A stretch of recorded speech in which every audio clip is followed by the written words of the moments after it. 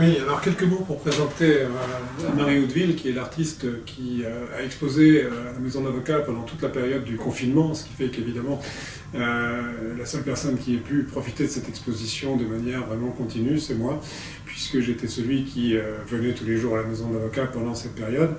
Et c'est vrai que j'avais très envie de rencontrer Anne-Marie Hauteville, qui n'avait pas pu venir au vernissage, et je voulais qu'elle nous explique son univers, qu'elle nous explique ce qu'elle fait. Cet univers qu'elle nous montre est un univers particulier, qui peut paraître assez sombre. Toutes ces dentelles là, en fait c'est du pochoir. C'est des pochoirs. J'aime bien le graphisme de l'écriture en fait. Et puis on a envie de lire et puis on comprend rien. C'est encore un mystère de plus. Donc c'est cette troisième exposition, c'est une exposition du peintre rouennais Anne-Marie Hauteville, que beaucoup d'entre vous connaissent, qui travaille depuis une trentaine d'années sur Rouen, qui a été exposée en même temps à la Galerie Saint-André, quartier Saint-André. Donc l'exposition est maintenue jusqu'à fin juin, dans la mesure où la maison de l'avocat a été fermée pendant 2 mois, bien naturellement. Bon, alors moi je pourrais dire que mon travail consiste à exprimer des ambiances, des atmosphères, dans des espaces d'architecture intérieure, dans des demeures. En fait, c'est ça qui m'intéresse. Je pars de photos que je transforme, que je m'approprie, que je découpe, que je colle, enfin bref, jusqu'à temps que j'obtienne une image qui m'intéresse.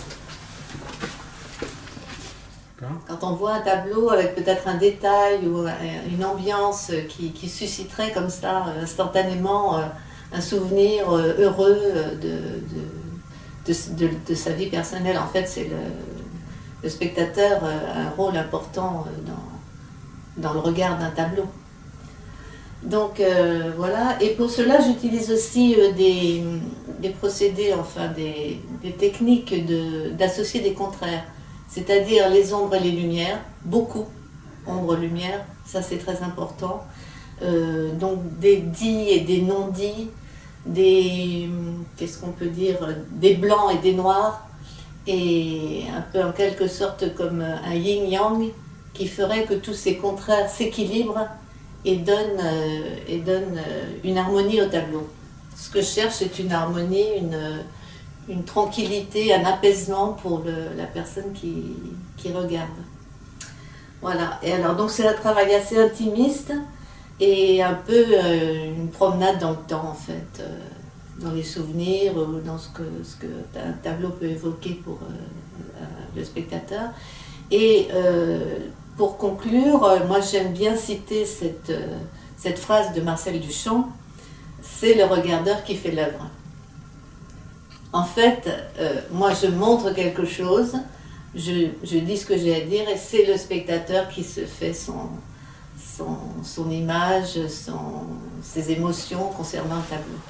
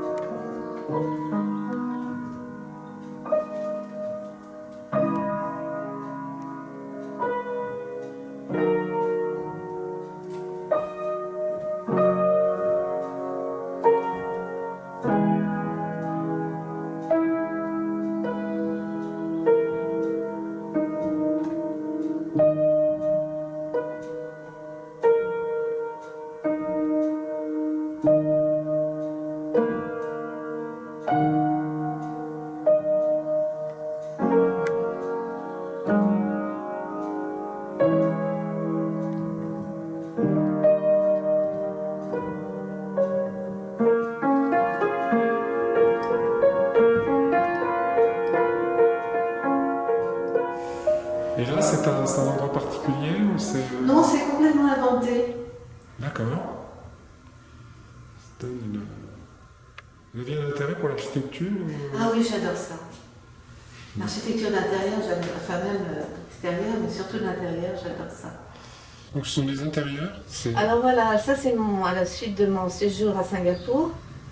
Ces deux tableaux-là, donc c'est des intérieurs de maisons. Ceux qui sont de chaque côté. Et ça, Voilà. ça se passe à Singapour. Voilà, à Singapour. D'accord. Et celui du milieu, Et l'escalier? celui du milieu, non, c'est une invention. D'accord. Parce que, en fait, si j'explique tout mon procédé technique, ça désavantage un petit peu le tableau, ça enlève le mystère qu'il peut y avoir dans un tableau, et moi, j'aime pas tout savoir, donc je ne dis pas tout. Il y a du mystère, il y a de la poésie, il y a l'aspect Madeleine de Proust, et il y a aussi une grande maîtrise technique. Donc ça, c'est donc, on voit la Joconde derrière.